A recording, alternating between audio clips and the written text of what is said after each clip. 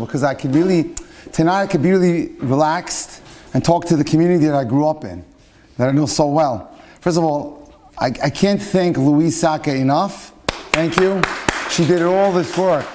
Amazing. And your staff, thank you so much. All right. A little background. So I grew up in Brooklyn. I was trained as a podiatric foot surgeon, sports medicine. I did a stint at the Olympic Games in 1984. I was lucky that when I was 12, I met Rabbi Miller, who moved into the Syrian community in the early 1970s. He would become sort of my rabbi the rest of my life. To know such an individual as a Gadol Hador was invaluable to me. So I came back, I started the practice in foot surgery. I was very involved in Young Shari Tzion, where I grew up from 16 to 30. And along the way, I was passionate about teaching. So he encouraged me, work as a doctor 1 to 8, and 9 to 12 I taught in the community or in yeshivot nearby. People were coming home from Israel. And they needed guidance. And they came to me for classes, and along the way, come on in, don't be embarrassed. Go. And slowly but surely, I found myself under 10, 20, 50, 100, 500, almost 1,000 chupot. I was gaining a lot of wisdom in this area.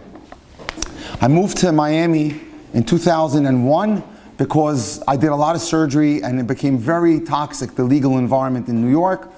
And lo and behold, I didn't realize that I thought I was going in for a professional advancement when I got more involved. I helped Rabbi Galmidi start Avot Uvanim, which is the kids program in Shabbat that I did here in Brooklyn as well. But more than that, I taught at University of Miami campus for 6 years. Every Wednesday night, something they had with Esha Torah No Sameach called the Collegiate Learning Exchange. Hundreds and thousands of young men and women came to our house for Shabbat. Again, I was very involved there on the education level. And then something interesting, I was getting ready to build this monstrosity of a house in Miami Beach. My house would not sell in Brooklyn, which didn't make any sense. And every time we went to the board, the planning board in Miami Beach, which is in 21st Street there, they always had a problem with my design. It wasn't anything lavish, whatever. Why do you need 6 bedrooms? I said, excuse me, Hulk Hogan has 23. What do you worry about my 6 bedrooms for? So it was I wanted to be able to help some of the rabbis who came, they didn't have a place to stay. And then so I called, there was a big tzaddik at the time called the Tasha Rebbe in Montreal. And his claim to fame is Joe Carey went to him when he had no money. Yeah, he made it really big. He was a gadol, the Tasha Rebbe. And he said to me, I think it's time for you to go home. I had 3 daughters at the top, and I knew that I was not going to get the shidduchim that I wanted down there. And we moved back. And Hashem, I got married, and I continued my work in this area. And one day, one of my lecturers was put on Torah Anytime. I never publicized it. It was at a place called Ruach HaTorah, which was around the corner from Touro College.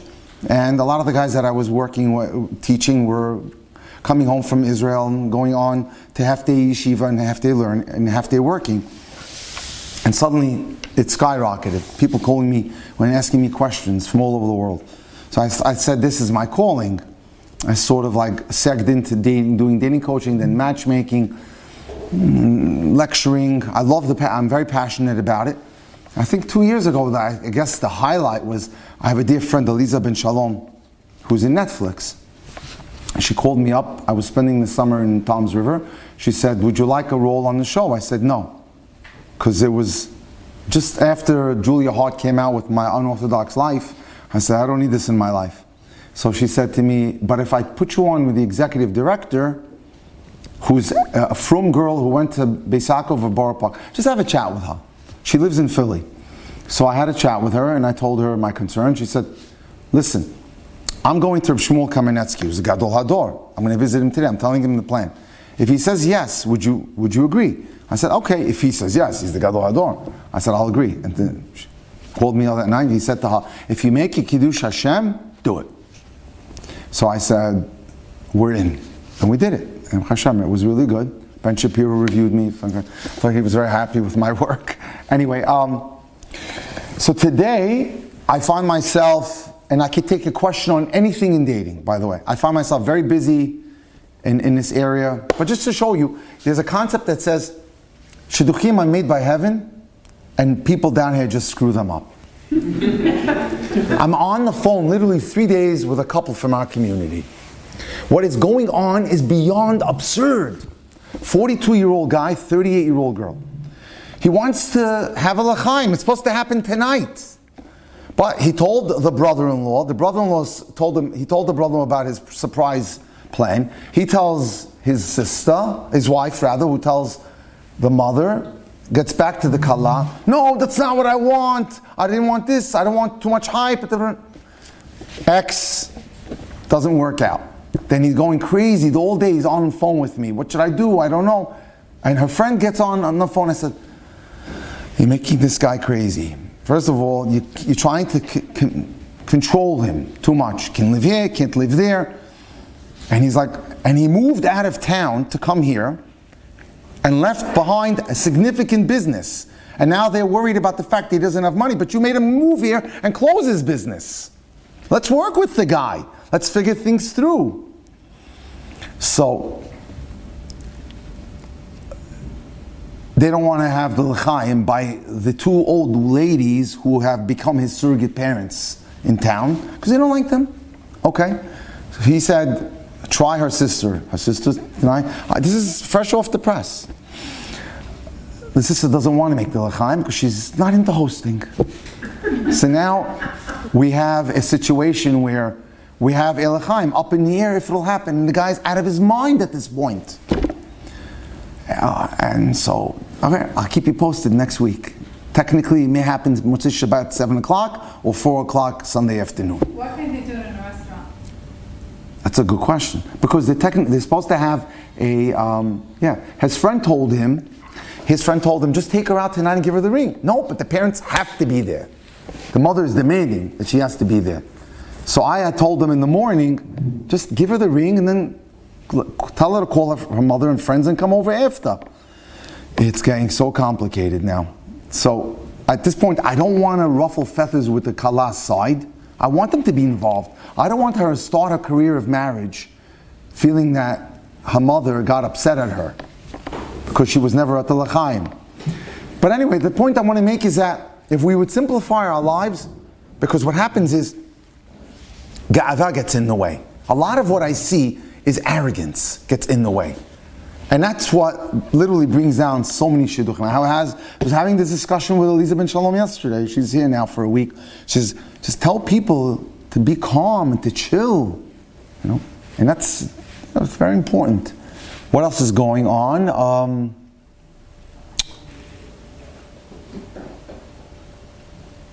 A guy calls me up. I was in Shari Tzion last night at a wedding, and he's dating a girl, and he found out she's a Giorit. But he's not from our community, but he's living here now in Brooklyn. So I said, who converted her? I don't know. Who's the rabbi? I don't know. I don't want to rock the boat. I'm on date 5. Are you crazy? Find out who she is. Find out who did the conversion. You're about to get married to this girl. Do you realize the repercussions 10, 12 years from now when your kids are in yeshiva and everyone knows the mother is a Giorit? It's not that the husband is wrong. I deal with a lot of converts. A lot of them are very nice people, but do your due diligence. There are ways. So I broke up tonight's lecture into the problem and the solution. Okay. I'm very toolbox driven. So that's how I operate.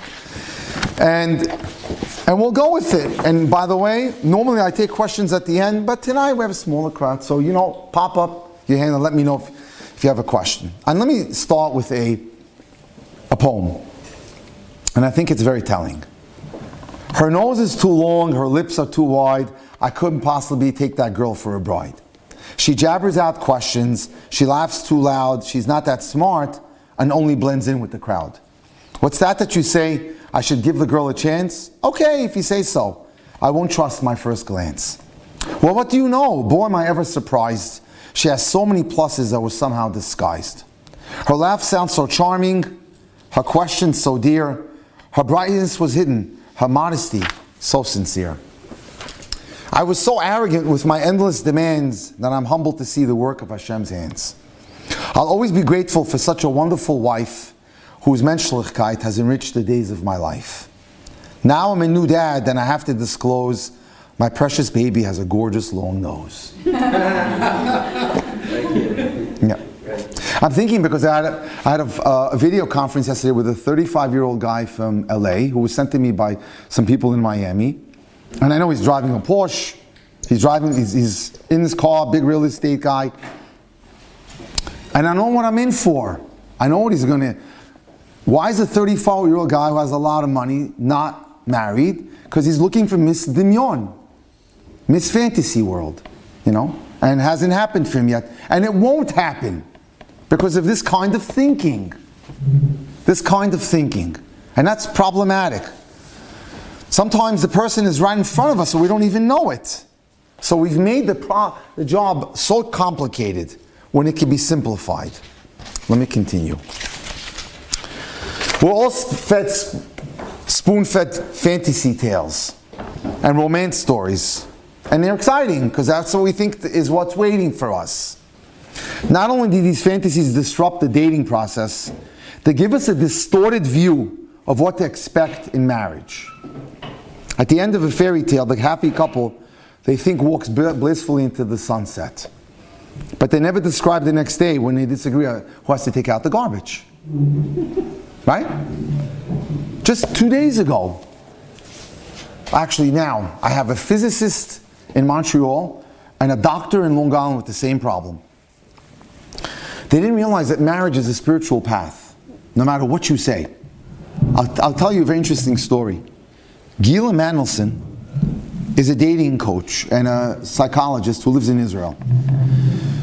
She at one point was never religious at all. She was a UCLA student who got a freebie on birthright. She goes to Israel. Someone takes her to an Orthodox wedding. First time in her life, she sees a mechitza. What's going on here? What is this all about? She's in jeans at the wedding. And I explained to her how the Orthodox world operates. And she's fascinated by all this. She tells the director, I'm not going home. I want to discover my legacy a little bit. So she enrolls in Neve Yerushalayim, an outstanding women's college of all ages. And there, she starts to become more and more religious, more and more frum, until it becomes Shomeret Shabbat. And someone sets her up with a boy who's studying in Eshet Torah, similar path, and they're about to get engaged. And he tells her, before we do anything, got to meet my Rabbi. By the way, very important point there, I want to point out.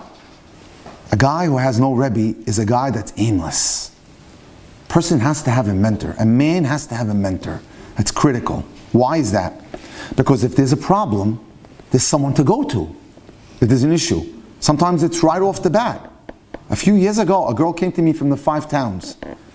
Married a guy, went to the Mir Yeshiva. So he was a Ben Torah on paper. But he started to dive very much. Stopped learning, stopped going to shul. It became B'nai bedroom. And she came to me with the idea that I was going to suggest she should get divorced. I said, does he have a Rebbe? She says, yeah, locally. I said, go to him now. Talk to him. He has a word with the boy. She went, he saved the marriage. So that's important. So, when Gila Mandelson was invited to go see the guy's Rebbe, it was Noah Weinberg at the time, the founder of Eshet Torah. So she writes in her diary, I walked in to see an imposing figure. And he was. He's tall, just genius of a man. He starts schmoozing with her, little small talk, where you from, what are you studying? Cool. And she says, I feel like I'm making a great impression. When suddenly he asks me a question. So Gila, what's your definition of what love is? Listen to her answer. Rabbi, love is the feeling you have when you feel like you have that feeling. She knew she blew it. Right there. She blew it. You feel like it. And she says to herself, I can't believe it. I'm about to get married. I can't even define what love is. And love can't be a feeling. Feelings come and feelings go. You can't build a 30, 40-year relationship on a feeling. It's got to be based more on values. So she says, let me share with you what I feel love is based on what the Rosh Yeshiva told me that day. Love is the emotional attachment that comes from appreciating the other person's goodness in thought and in deed. Such a love can weather challenges, can have its problems, and they'll tell each other, you know what, we can reclaim it. We can get it back. And so that's what we're looking for. And she goes on and she says, I once had, after she got married, became a therapist, a couple, Larry and Linda. They were on the same page in virtually everything. Music, travel, food, the arts, you name it. They were the enviable couple. Larry and Linda are now divorced. What happened? Weren't they the enviable couple? Larry and Linda didn't realize that growth is critical in life and in marriage. They didn't realize that you have to continue to grow and that marriage is a spiritual path. Because there was no growth built into their life, there was no spirituality. So as a result, Larry cared only about Larry, Linda cared only about Linda, and the marriage basically fell apart. This is something I deal with a lot lately, since I took this Netflix situation, because I deal with a lot of not religious people. And I'm happy. I'm happy to show them the beauty of Judaism, at any level you want. But what is life without Shabbat? What is life without Yom Tov? What is life without mitzvot? This is our identity. This is what makes us who we are. And this is what gives validity to our existence. And we have to always be concerned with self-improvement. Every month we have Rosh Chodesh, which is recycling the moon, which is recycling of how was I last month, what's my expectations now. Every Shabbat we take stock of how the week was and what my plans are. Rosh Hashanah comes around and we have 10 days to do that same thing. That's what Judaism is about. So there's no status quo in thinking you're putting the car into neutral or it'll stay there. You're either in life going up or going down. I have a couple in Las Vegas that I've helped, not recently, but she was a Baalat Shuvah, 52 years old, who would walk 1.5 miles to shul to the kollel in Las Vegas. Now you know what that is? Have you ever been to, I've been to Vegas to lecture in July. It's murder. And she's walking. He's playing tennis, washing his car. He's not interested at all. At 10 to 11, he hops into his caddy to go catch the kiddush. And he meets her there. And I tell you, without fail, the cops are there 4 to 5 times a year to break up fights. So it's important. All right, here we go. So we need a strategy. To break up fights between the Couple and their kids. Oh. Yeah. He didn't buy into it. As they say, he didn't drink the Kool-Aid. But it's causing real havoc there. I would say, if I had to guess, they're probably divorced by now. Yeah. We need a strategy. So, the rabbis of the Mishnah would always tell a joke when they got into a lecture. I'm going to tell one also. 3 men, Giovanni the Italian, Isaac the Jew, and Joe the Polak, are sentenced to 20 years in prison. The prison warden asked each one of them, what would you like to take into the cell with you? You're allowed 1 item. Giovanni asks for a wife. Granted.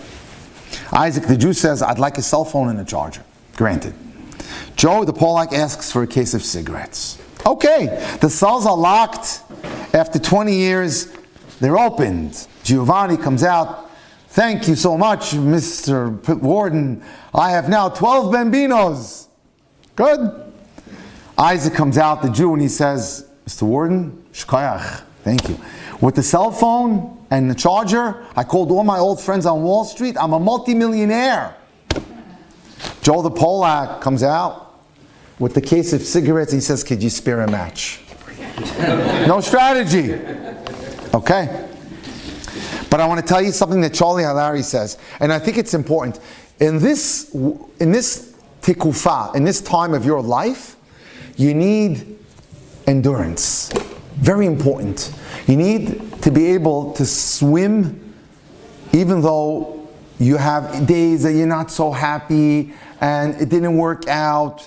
Imagine from my side, if I close 1 shidduch, I've had to have had 60 failures, which was the hardest thing for me to accept because as a surgeon, that's all I did. I could tell you before I went into the OR what my results would be. I could predict already. I knew where the case was going. This is anything but in this business. But Charlie Harari writes something beautiful, and I want to share it with you. A famous Russian chess player, Garry Kasparov, was brought to the US to play chess against an IBM supercomputer. Kasparov beat the supercomputer in 6 games and was a hero when he came back to Russia. And IBM was so upset, they wanted a rematch. When asked in an interview following the match, the second rematch, IBM beat him. So he won the first one, and IBM won the rematch. When asked in an interview following the match that he lost, Kasparov replied, and I'll tell you where I'm going with this. IBM didn't build the computer for chess. IBM built it to beat Kasparov. They mean that the Yetzer Hara knows your weakness, and he's going to go after your specific spot. If you're too arrogant, he's going to say, no, that guy's not for you, that girl's not for you. If you're too picky, that's where he's going to attack.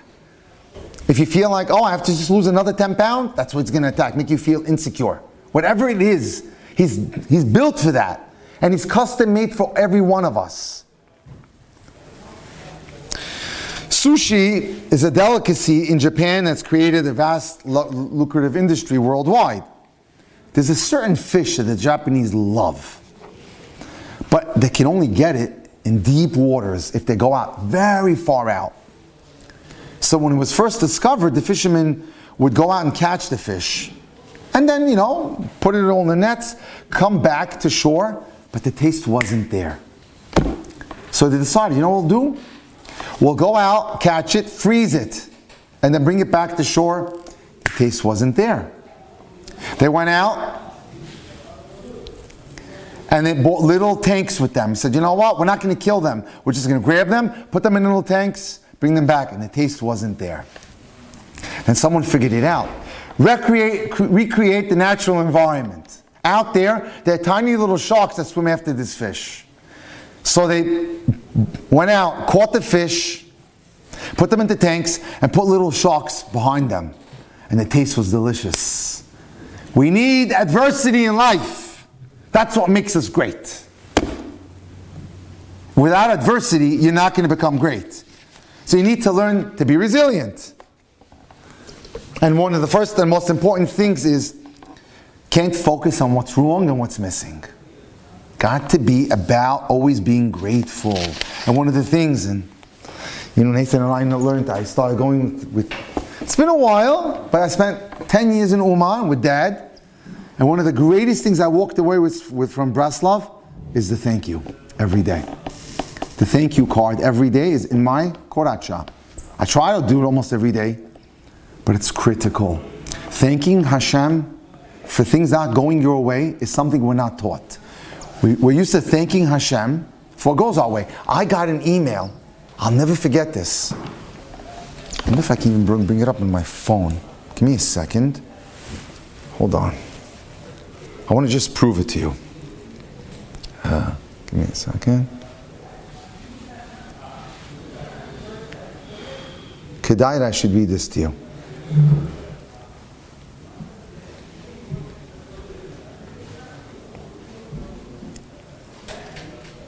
Yeah, here we go. You gotta hear this. Dear Dr. Cohen, I want to share my personal story with you, and I permit you to share it with others. Don't identify my name. I was married for 36 months with no children in sight, living in a very religious neighborhood, surrounded constantly by strollers and children. Didn't make my life any easier. Additionally, the friends of mine who lived nearby were all pushing carriages or well on their way. Each month, another disappointment. It was the summer after Corona, and we were on lockdown in Israel. So I had nothing to do. I decided to go on Torah Anytime and download some classes. And I came across some of the classes you've given, talking about me. I was listening to a class which was geared that you were giving to older singles, and you mentioned how you have to thank Hashem for your troubles. When I heard that, I immediately thought, I must thank Hashem that I don't have kids yet? How can I do that? It's not true. I replayed that part of what you said and began to think about it. Now in seminary, they taught us all about thanking God, and I was good at it. I could thank Hashem that I was healthy, that I was married, that I was living in Israel. But to thank Hashem that I didn't have kids, I can't do that. The fact that I didn't have kids was a mistake in the system. The fact that I'm not married is a mistake in the system, right? I was meant to have kids. I mean, don't all couples have kids by their first anniversary? Or at least on the way? But the more I thought about it, the more I realized that it was true. Thanking Hashem for our difficulties shows much greater emunah than thanking Hashem for the good things in our life. It's easy to thank for good things because it's obviously from Hashem. But thanking Him for pain and suffering shows that you truly believe that even this pain is from Him and it's for the good, because all He does is good. I turned this concept around in my mind and pondered it a lot. I decided to start thanking Hashem every day for the fact that I don't have kids. The first time I did it, it felt like I was telling lies. But the more times I said it, the more I felt it to be true. And Baruch Hashem, just a few months after I started saying it, we had good news, and my mantra every day now is, thank you Hashem that I'm expecting a child. Now Bechaste Hashem, a year later, I hold my precious newborn and thank Hashem that I now have a child. So, these are attitudes that we have to develop. They're great attitudes. And they're very much part of our life.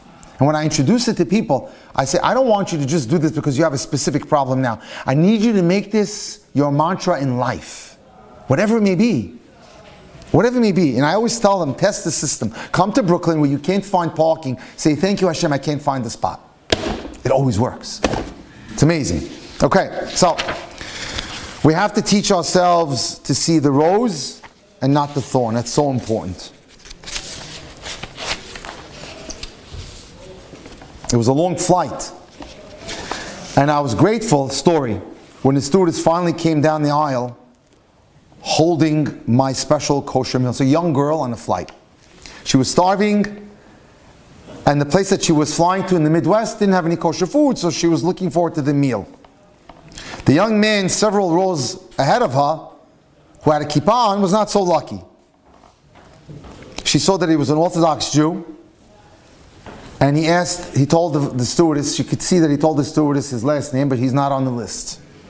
He asked in a polite, respectful manner about the kosher meal, but the stewardess looks at her list. She says, I'm sorry, you're not on the list. She says, I'm sorry to him. It looks like your travel agent slipped up. I'd be glad to give you a standard meal. And he says to her, I'm sorry, I can't eat the food. He'd rather starve. So she's listening to this conversation. So she gestures to the stewardess and says to the stewardess, can I talk to you? Listen, she says, I have a kosher meal here and I'll be glad to share it with him.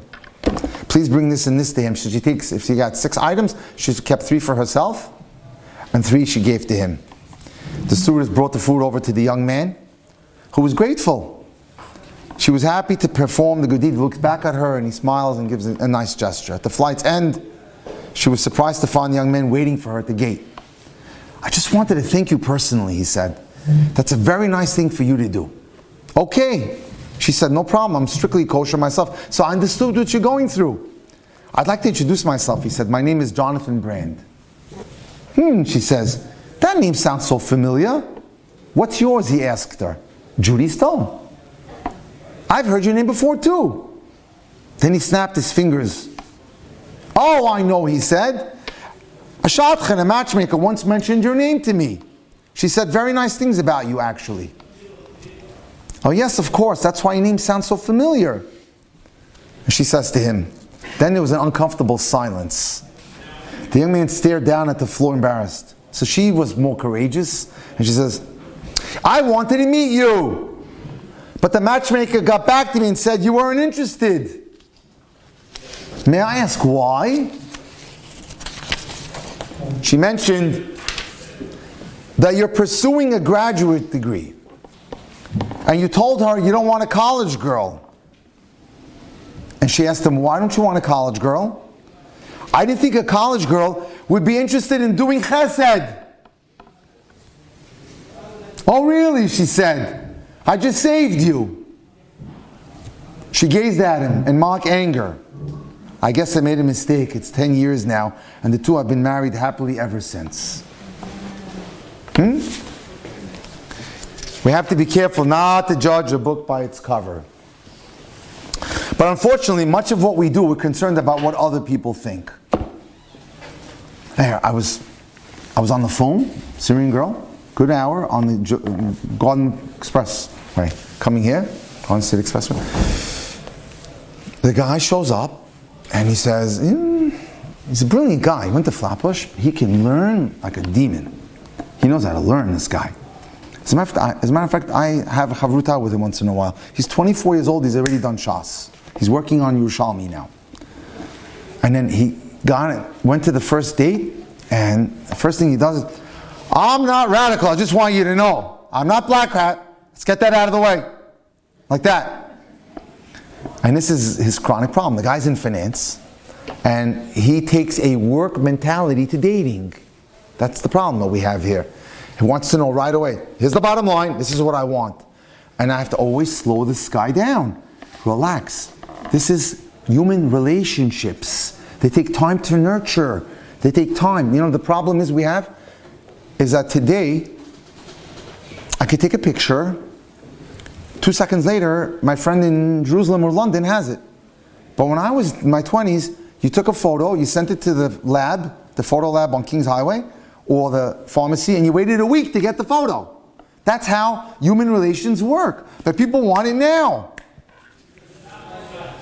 And that's a problem. So I just did my sneaking around. I know where the girl works. I called the school today, and the head secretary made the shidduch, and I said to her, this is what I want you to tell the girl to do next time. Because I know his buttons, how to press them. But again, a lot of it is, we're concerned about superficialities that are utter nonsense. We have to understand how great we are.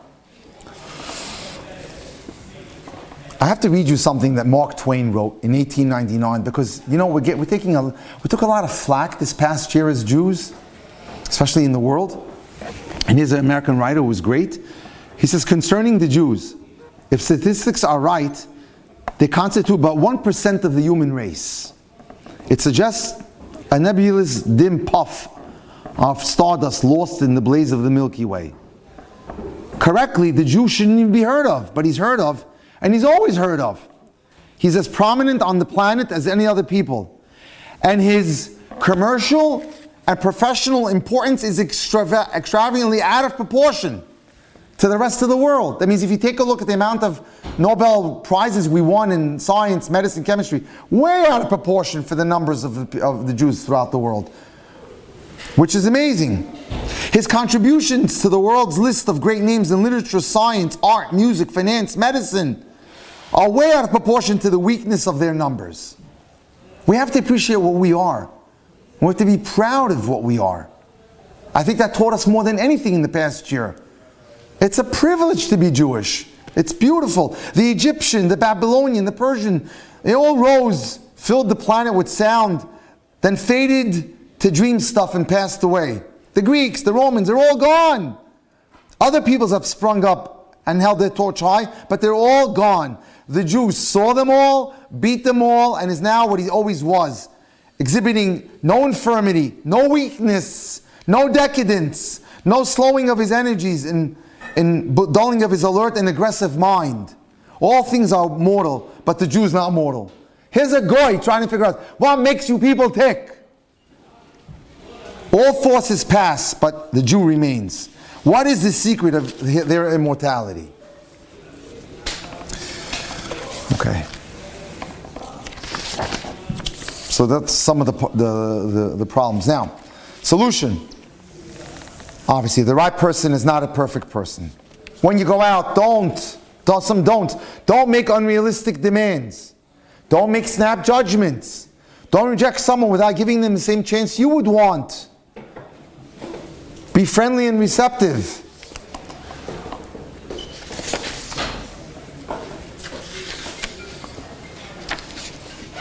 So important.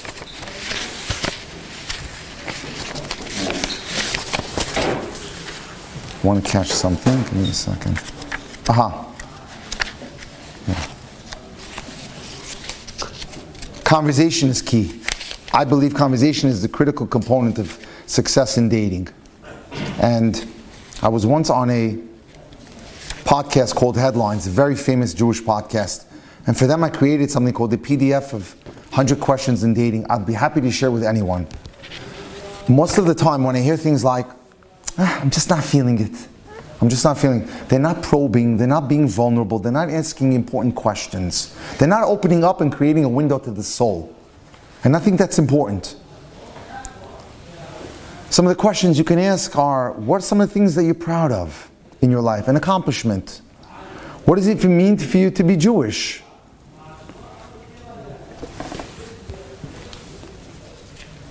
I'm going to show you a picture. This will blow you away. Give me a second. I just have to find it. Here we go. Could you give me that paper so I could read it when I'm on the date? Yeah. I would gladly. You just send me a text. I'll be happy to send it to you. You see this guy? Looks like a Lubavitcher, right? He came to me from Morristown on a Friday, the first Friday that we changed the clock. Okay, a little surprise? I'm asking you, what does it mean for you to be a Jew? Father, Persian Muslim, mother, Greek Christian. What? Yes. Yes. Now listen to this. At 22 years old, how old do you think he is? Young chap, right? 36. And we're having a conversation. Should go. My consultation is going an hour. It's almost 3 hours, and I'm saying to you, I'm saying to the guy, what are you doing about Shabbos? He's thinking he's going to go back to Morristown. I said, not happening at 3 o'clock in the afternoon. So I had to get on the phone, and we found him a place. But I want to tell you, this guy is the Avraham Avinu of our life. He spent 12 years experiencing every religion, and he got back and he said, Judaism is the one. He asked questions. He tried Buddhism. He tried Islam. He tried it all.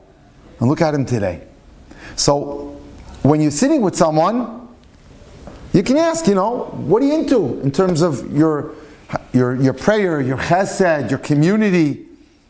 What are your goals? What do you want to accomplish in the next few years?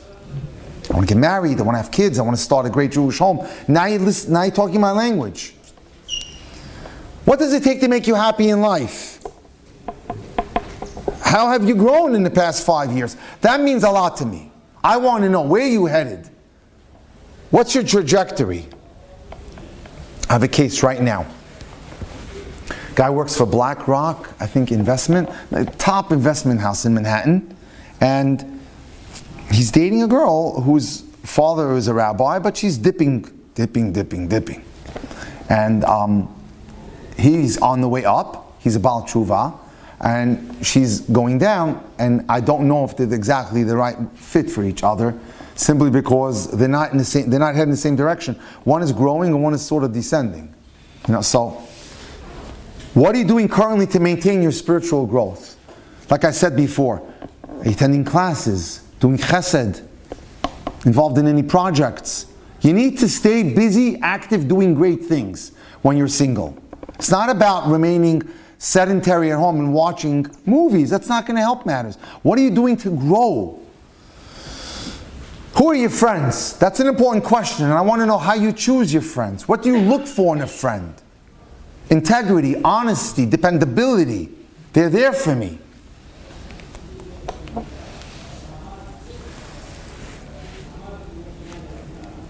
I was just sharing a story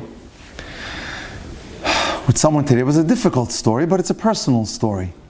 My daughter was dating. I'm talking about friends, be careful. My daughter was dating, and she was on date number 5 or date number 6. And 2 more, 3 more, we'll close out the bia, I guess, right? We're done. And then he just dropped out of her life after Shabbat. Like, what happened to the guy? Gone. Didn't see him. And we were wondering, what happened? Called a rabbi. Can't find him. And then 10 days later, he said that he had a change of heart. 4 months later, I sent her on an errand. And she was passing my mother's house. When double parked near my mother's house was the boy with the rabbi. And they said hello to each other. And they started talking. And the rabbi took note of the fact that it wasn't just a friendship. And he was there to give lectures from Israel in a local community in Brooklyn. So the rabbi says to him, call her up and see if she'd come to coffee with us. Now I was explaining to the guy today, where am I going with this? I was explaining to the guy today, because he was getting very heated about wanting to propose tonight. I was telling him this story. I said, one of the biggest mistakes that we fall into, the biggest traps we fall into in our secular world, is this concept of nitzachon. I got to win. Victory.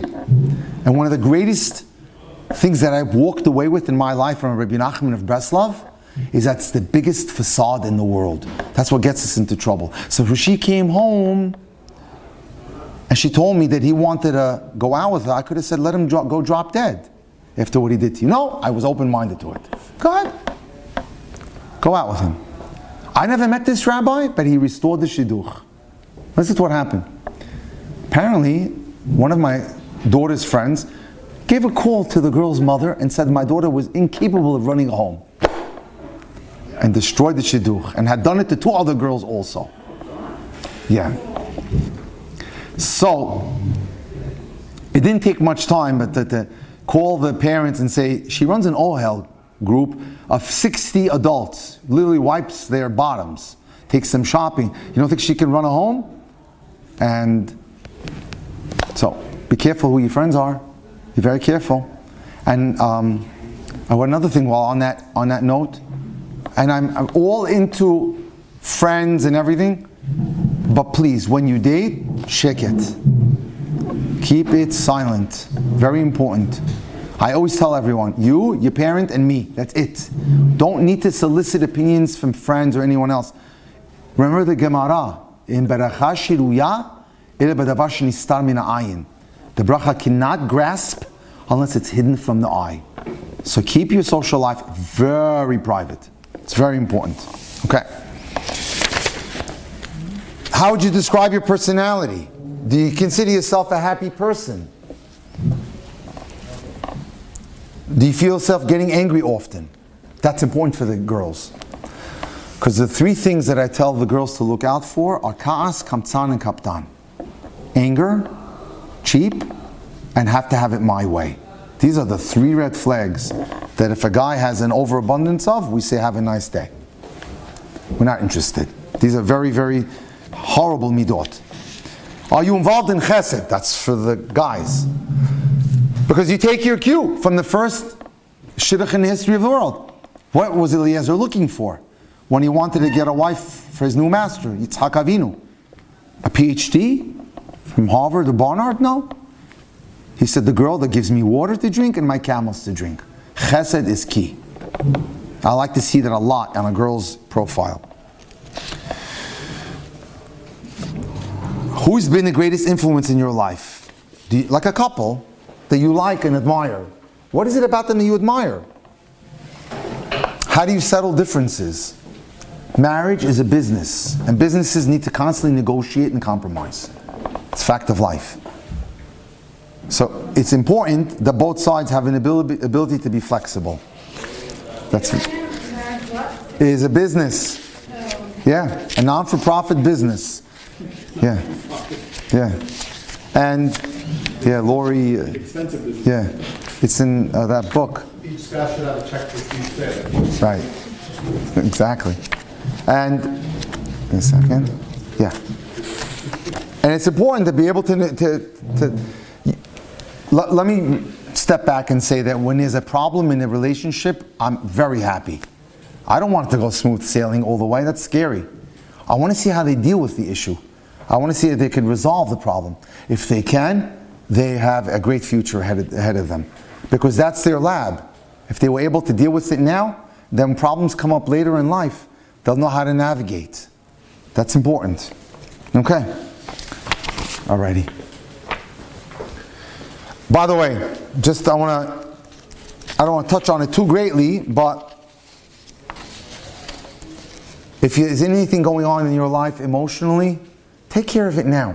It's very important. If there's any baggage on the table, any issues, whether it's OCD, whether it's bipolar, whether it's any kind of emotional thing, as long as Chaim Kanievsky would say, everyone is good shidduch material if they're being managed. That's it, as long as there's management.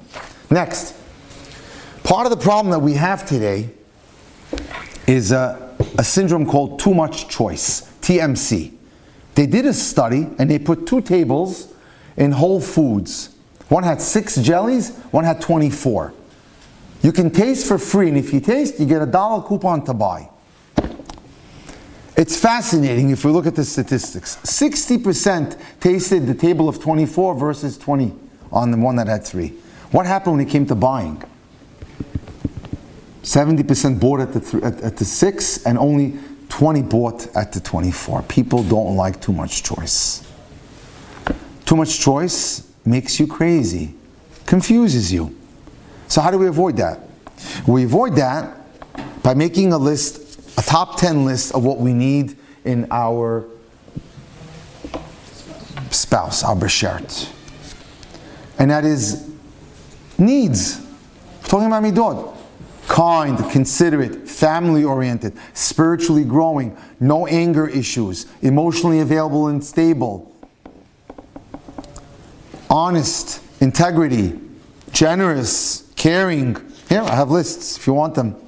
Respectful, meticulous. And I tell people, only have to do one thing for me. Physical attraction is there, and 6 out of 10.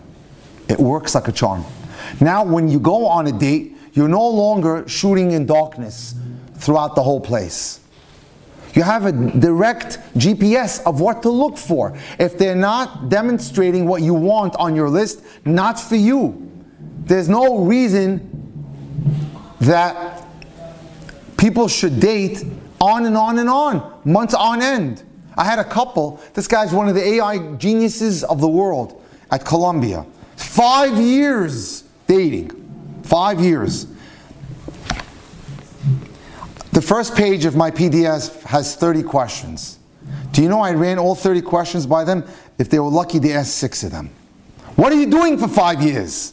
I'm trying to figure out. Ding time. Nonsense. But if you know what to ask, and you know what, and you're targeted when you know what to look for, you can basically have an idea in 2 or 3 dates if this is going or not. So that's important. Okay. I want to also review an important principle.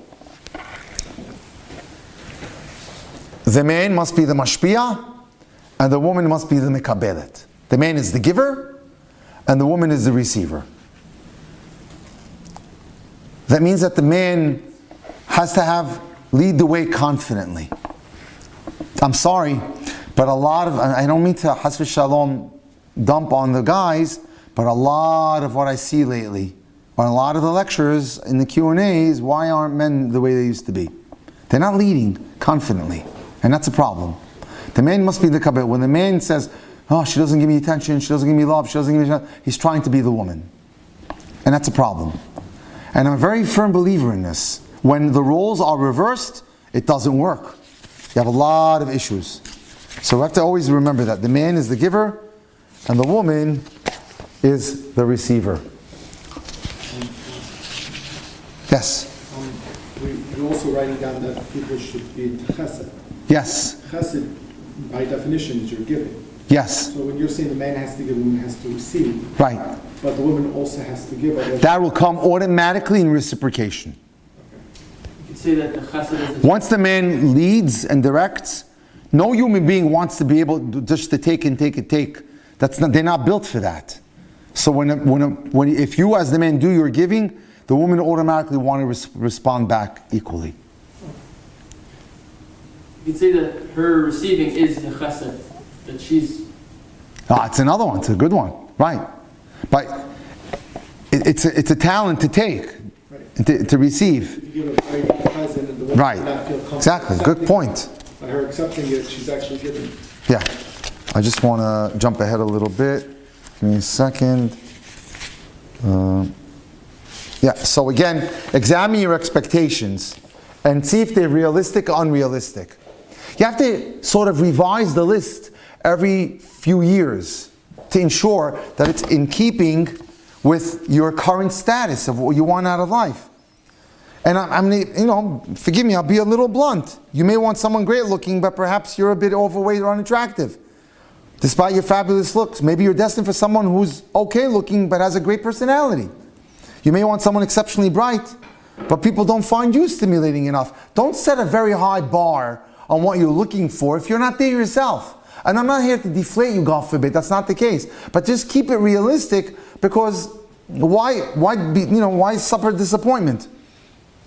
Or perhaps even though you're intellectual, you're destined for someone who possesses normal intelligence. I have a Syrian guy who made it big in the corporate world, and he keeps thinking, he makes this stupid mistake all the time. The girl has to be like him, sophisticated like him. No! My wife is very bright, could not even pronounce the surgical procedures that I did. But these women are gifted. They have sechel. That's what you need. It's so misunderstood. Okay, give me a second. Hold on. I want to share a great story with you.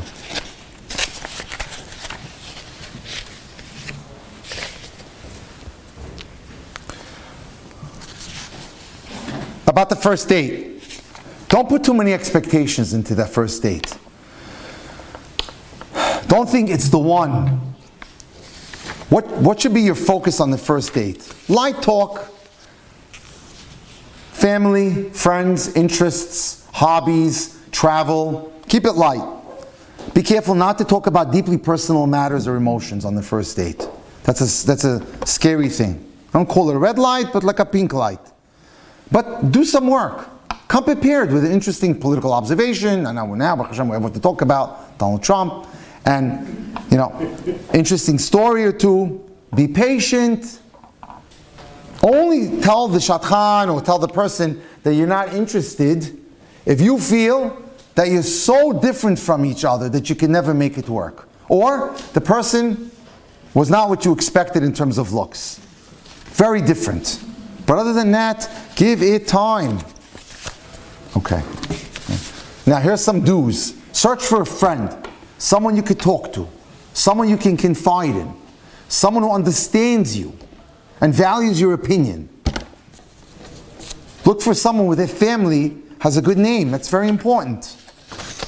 Look for someone who's working on themselves and wants to do their part to develop a mutual relationship. Look for someone who'll bring out the best in you and make you comfortable with yourself. That means you're not faking it out. You can be yourself with that person.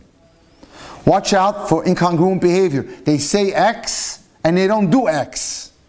I had a girl come into me who's passionate about Judaism. And she wanted a husband, the guy that she's dating, to at least do one thing. Go to shul in the morning. And he says, I do. So I said, bring him in. Let's chat with him. So we chatted, nice guy. And for 3 days in a row, she called him and he was home in bed at 10:30, 11 in the morning. So make sure that you've checked it out thoroughly. Some other things to be on lookout for. Is the person extremely sensitive? And will that get on your nerves? Do they compliment or criticize? All this comes out if you do proper dating and take your time. Meaning, do they encourage you? Do they support you? Or they frequently belittle you? Is the person flexible or inflexible? Are they dominating? Are they happy and easygoing or too intense for you? Watch out for a person who believes they're never wrong. It's your fault, never mine. What about their ego? Can you live with their ego? Do you enjoy their company? Look for maturity and responsibility. You can see a very mature 22-year-old and a very immature 55-year-old. Would that person be committed to working on the marriage? How's their communication skills? Are they considerate? Do they know that you were out to see a buyer in the Midwest, you came home at midnight, and tomorrow you're wiped out, so you can't go out? Watch out for avoidant behavior. If they're dating for a while, they don't want to talk about family or friends, don't want to meet your family or friends. What are they hiding? Be very careful with that. Spirituality. We spoke about that a little bit. Religious and spiritual beliefs are an important area to explore. Do they say one thing and do another? Are they lax about mitzvot that are important to you? Do you want religion in your daily life? How would you like this scenario? A guy was by me the other night. His wife hasn't gone to the mikveh in a year and a half. She forced him to go into a car on Rosh Hashanah. And this Friday, just to spite him, made sure that they came home a half hour after candle lighting. And I want to save this marriage because I feel bad for the 4 kids. So things have to look into. Marriage is a lifelong commitment, so it's important to know the challenges you face. Very important. And I'm going to close with a formula. To give you an idea that if you're dating for a while, how do I know I'm with the right person? It's very simple. P-A-I-R spells pair. Number 1, P, physical attraction. It takes time sometimes, between 5-7 dates. 8, A, admiration. What is it about the person that you're dating that you admire? Generosity, commitment, works hard, responsible.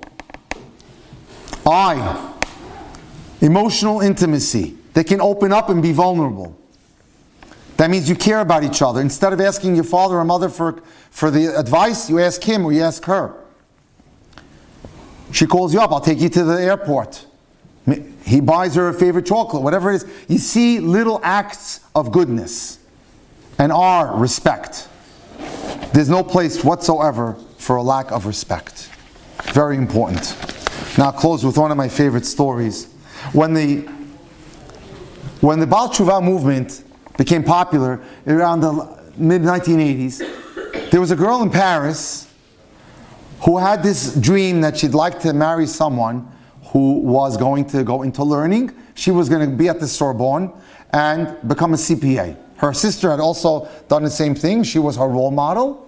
And she said, I want to be like my sister, marry someone in learning. Now, I'm not suggesting you have to look for that, or that's the target of your life, but just follow where this story goes. So she tells her father, I'm 22, I want to get married already, build my own home. He tells the traditional Moroccan family.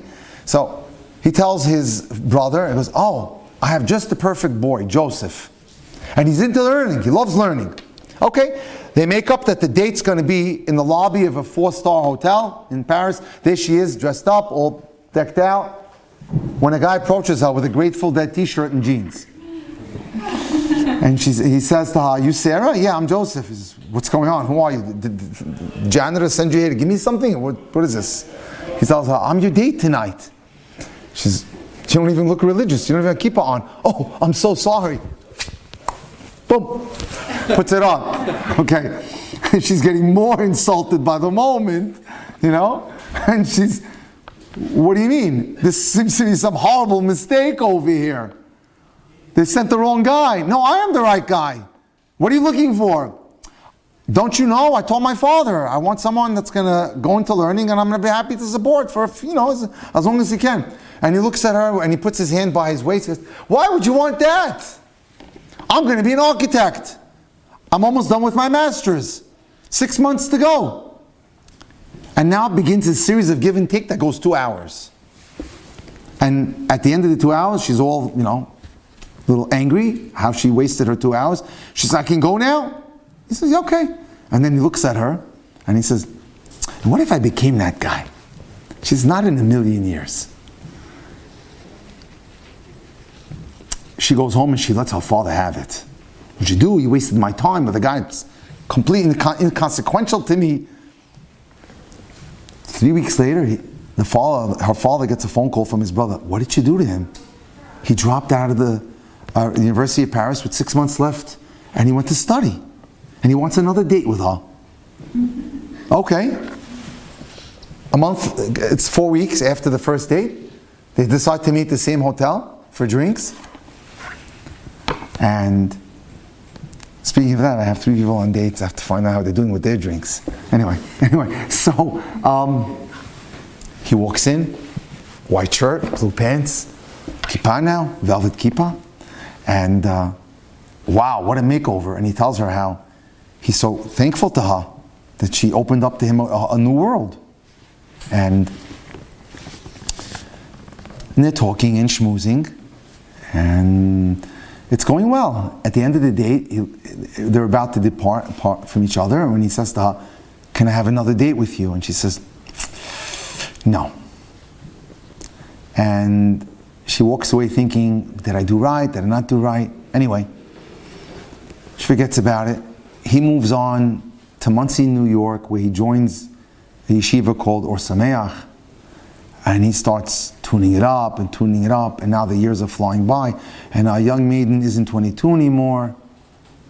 She's 28, she's 30, she's 32, she's 35, she's 38. And the years have flown by.